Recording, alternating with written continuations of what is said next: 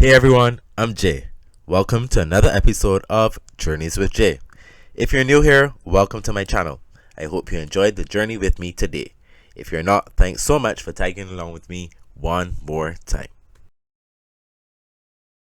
On today's episode, join me as I rock down to Electric Avenue and explore the Brixton area of South London. Brixton was first connected to central London by rail in August 1862. On this journey, I hopped on the Victoria Line tube at Baker Street to Brixton Station. Sherlock Holmes' address was along Baker Street, so the design of this station has several nods to this world-famous fictional detective.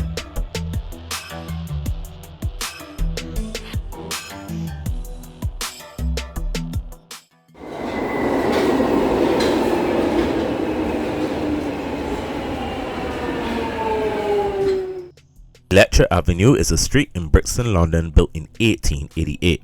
It was the first market street to be lit by electric lights. The road is referenced in Eddy Grant's 1983 single, Electric Avenue, which reached number 2 on both the UK and US singles chart. The song itself was inspired by the 1981 Brixton Riots. In the late 70s, Brixton experienced deep social and economic problems. High unemployment, high crime, poor housing, and few amenities in a predominantly African Caribbean community. The police began an operation at the beginning of April 1981 aimed at reducing street crime to stop and search any individual on the grounds of mere suspicion of possible wrongdoing. There was intense local opposition to this, since the vast majority of those stopped by the police were young black men. Eventually, citywide riots broke out, which resulted in injuries to police, to members of the public. Vehicles were burned and buildings damaged. Down to Electric Avenue, and then we'll take it higher. Oh, we're gonna rock down to Electric Avenue, and then we'll take it higher. Here is something that few persons may know. Electric Avenue, both the audio and the music video, were recorded here in Barbados. In 2016, Eddy Grant had the privilege of switching on a new illuminated street sign installed as part of a £1 million refurbishment of the area. Brixton, in the South London borough of Lambeth, experienced a rapid rise in population during the 19th century as transport links with central London improved. It is a multi-ethnic community with a large percentage of its population of Afro-Caribbean descent, which is immediately noticeable from the general style of clothing to the famous street markets the area is known for. Little Jamaica, the one-time Oxford Street, are nicknames used to refer to this melting pot with a population of around 80,000.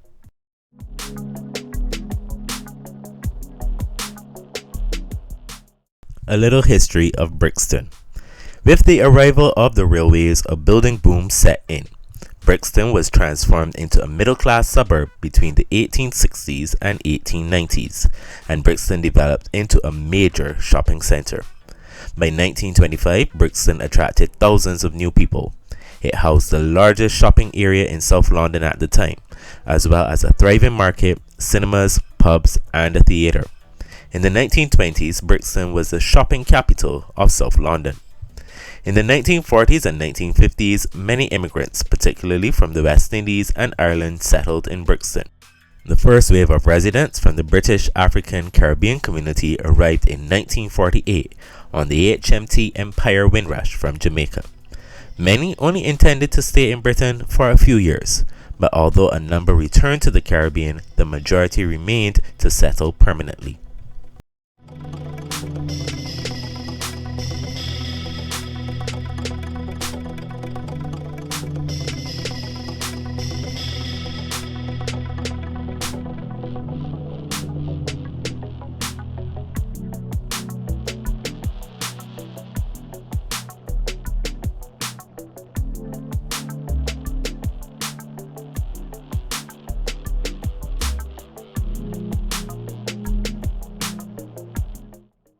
Lambeth was one of the locations selected for the World Reimagined project, a UK art education project to encourage discussion and education on the transatlantic trade in enslaved Africans and its impact.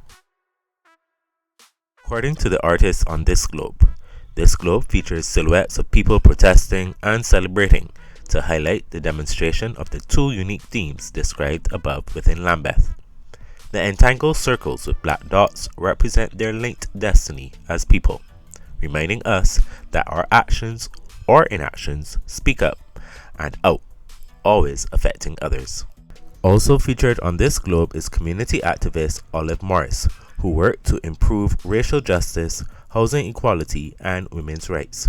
Her image on the globe highlights these achievements and aims to inspire the next generation of activists.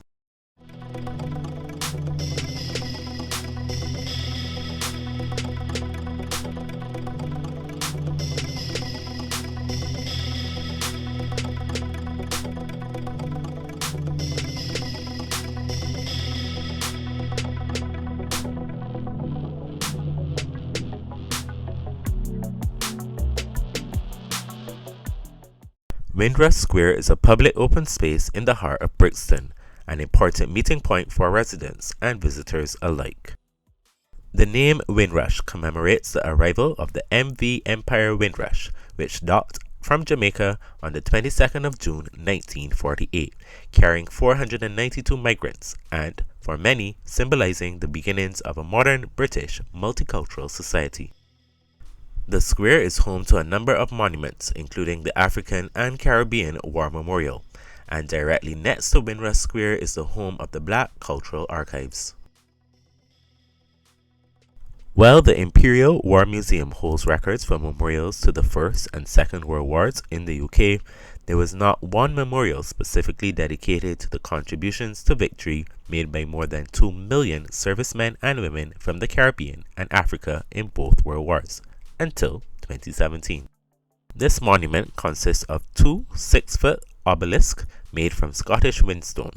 It is inscribed with the name of every regiment from Africa and the Caribbean who served in World Wars I and II, as well as where they served and when.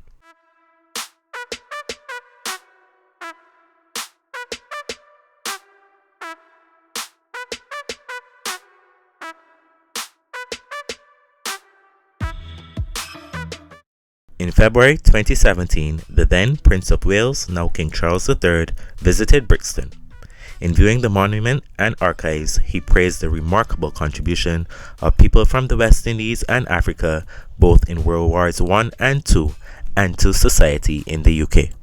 The Black Cultural Archives is a heritage centre in Brixton, devoted to the histories of people of African and Caribbean descent in Britain.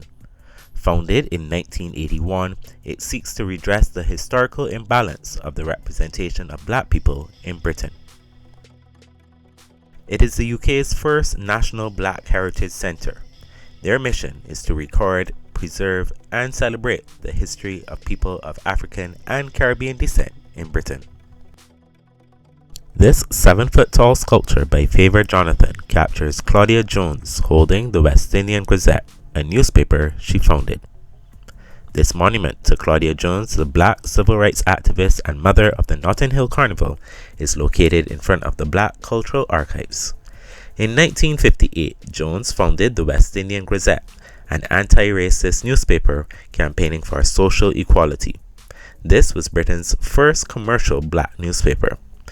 Through the newspaper, Jones sought to unite West Indians in the diaspora. The paper also highlighted patterns of anti-black violence, racial harassment, and prejudice in the UK. When the violent riots broke out in Notting Hill in 1958, Jones worked to wash the taste of riots from the mouths of black people. In an attempt to uplift black British communities, she helped to launch the Notting Hill Carnival in 1959. The first carnival took place at St Pancras Town Hall. Televised by the BBC, it was a celebration of West Indian culture and heritage.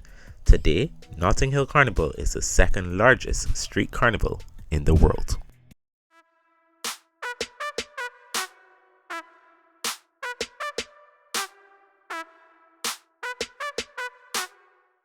Unfortunately, the Black Cultural Archives does not allow video recording or taking of pictures inside. I was not able to take a few snapshots from the inside, but I think that this is a very sad position that a lot of museums need to move away from.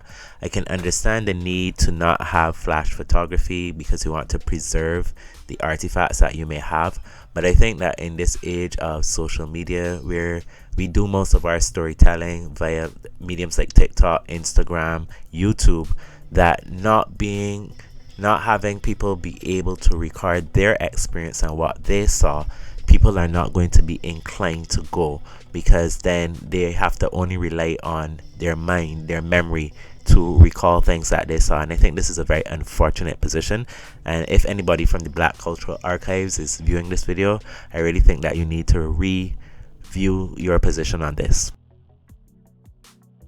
So having left the Black Cultural Archives extremely disappointed because I went out of my way to view the exhibits there, I decided to just walk around Brixton. So here you're taking in some of the sights and sounds around Brixton.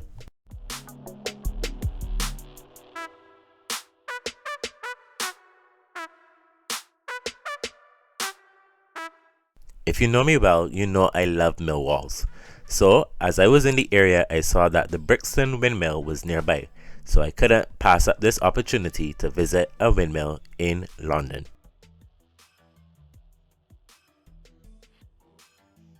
Here's some interesting information.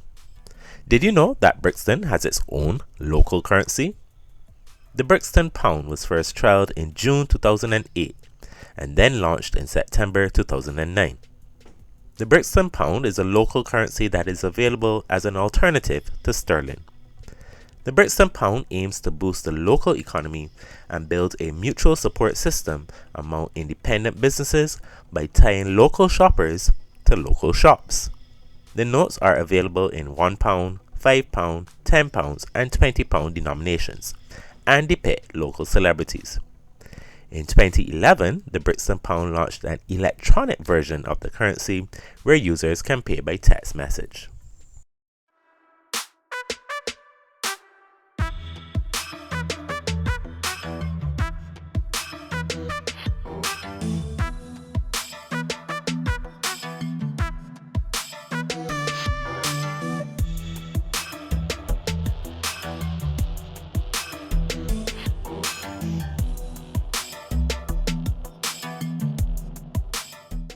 If you're a long-time viewer of this channel, you know I love to see a Cypher and Royal Post boxes in London.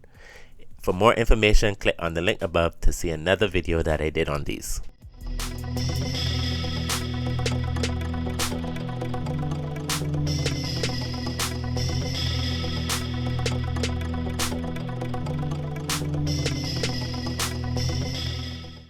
So we are now entering Windmill Gardens, one of Lambeth's hidden treasures, containing not only play facilities for children, garden spaces to relax and bring your dogs, but of course the magnificent Tower Windmill.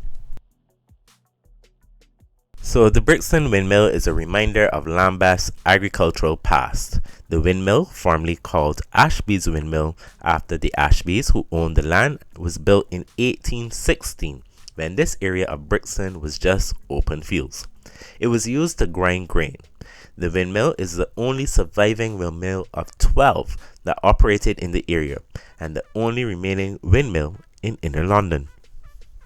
Brixton Windmill is a Kentish-style tower mill constructed from brick and wood. The brick has been painted with black tar, a traditional method of weatherproofing.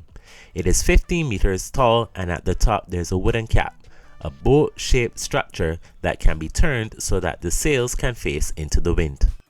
Originally, the sails would have turned a system of cogs that ended with the millstone on the second floor. Each of the windmill's 5 floors had a separate function in the milling process. Grain would have been stored on the ground floor and moved up through the building by a wind-powered sack hoist. Bins located on the 3rd floor would have contained the grain to feed the millstones, whose cutting action would force the flour to fall through the spouts to the 1st floor where it would be bagged up for sale. In 2003, the Friends of Windmill Gardens started a campaign for the restoration of this magnificent building. In 2011, the restoration of the windmill was completed with funding from the Heritage Lottery Fund, Lambeth Council, and the Friends of Windmill Garden. Today, the Council and the Friends are working together to deliver an annual program of events, workshops, and open days for schools and the general public to enjoy. The building tells the story of two mills, a traditional wind power mill that operated for 45 years and produced stone-ground wholemeal flour, and a steam and later gas-powered mill installed in 1902 to serve the public's desire for white flour. By the 1860s, it had become evident that the Victoria housing being built in the area was beginning to shield the windmill from the force of the wind. By 1862, Ashby and Sons could no longer run a commercial business here. Stone ground flour was made here until 1934. The last miller, Joshua Ashby, died in 1935.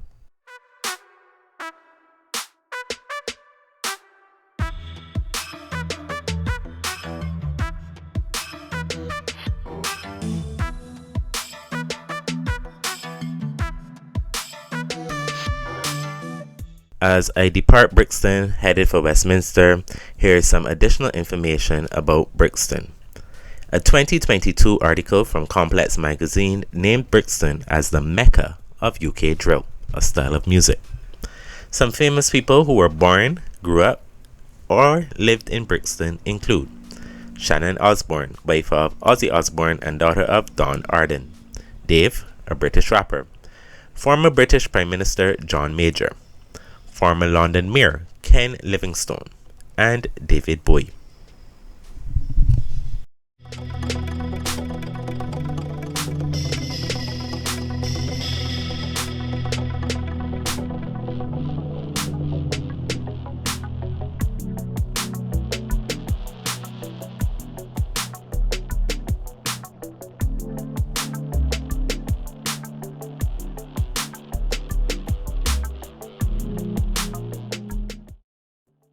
Thank you for joining me on today's journey as I explored Brixton, an area known for its multicultural food, markets, and history.